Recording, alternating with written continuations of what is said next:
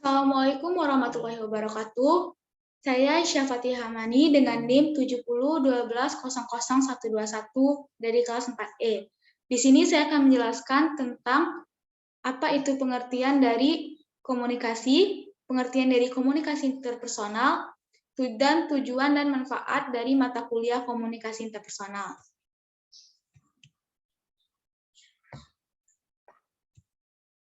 Komunikasi. Komunikasi adalah suatu proses ketika seorang atau beberapa orang, kelompok, organisasi, dan masyarakat menciptakan dan menggunakan informasi agar terhubung dengan lingkungan dan orang lain. Komunikasi dapat berbentuk verbal dan non-verbal.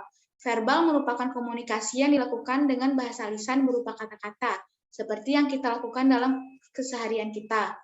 Sedangkan komunikasi nonverbal merupakan komunikasi menggunakan gerak-gerik tubuh atau menunjukkan sikap tertentu, misalnya tersenyum, menggelengkan kepala, dan mengangkat bahu.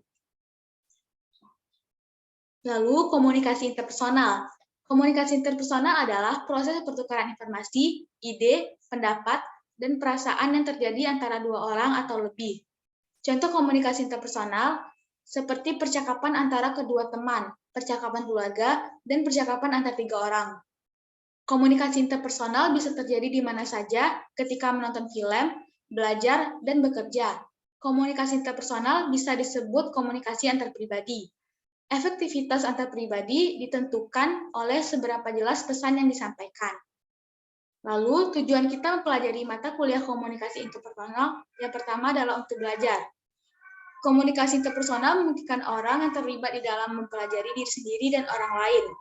Bentuk komunikasi ini juga termasuk proses perbandingan sosial yang mampu membuat individu mengevaluasi diri sendiri dan membandingkannya dengan orang lain. Lalu selanjutnya adalah untuk berhubungan. Tujuan lain dari komunikasi interpersonal adalah menjaga hubungan atau relasi dengan orang lain.